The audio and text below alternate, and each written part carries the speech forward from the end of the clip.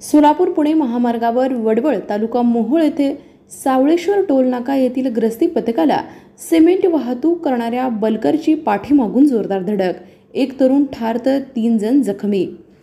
दिनांक 2 जून 2024 रोजी सकाळी 9:30 वाजण्याच्या सुमारास सोलापूर पुणे महामार्गावर वडवळ गावाजवळ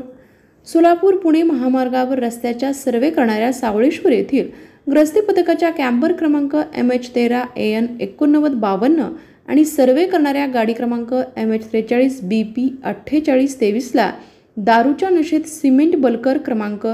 KA 32 AB 0093 च्या चालकाने पाठीमागून जोरदार धडक देऊन झालेल्या अपघातात वरवडे टोलनाका येथील सहाय्यक श्री चैतन्य दत्तात्रय मुंजाळ वय 26 राहणार वरवडे तालुका माढा हे बलकरचे पुढील चाक पायावरून गेल्याने गंभीर जखमी झाले होते।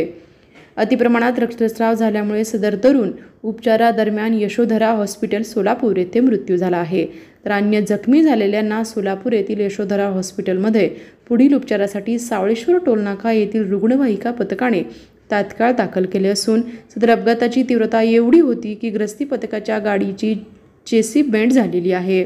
आणि सिमेंटची वाहतूक करणारा बलकर चालक हा दारूच्या नशेत गाडी चालवत असल्याने हा अपघात झाल्याची माहिती मोहोळ पोलीस स्टेशन येथील अपघात विभागाचे अधिकारी पवार साहेब यांनी दिलेली आहे।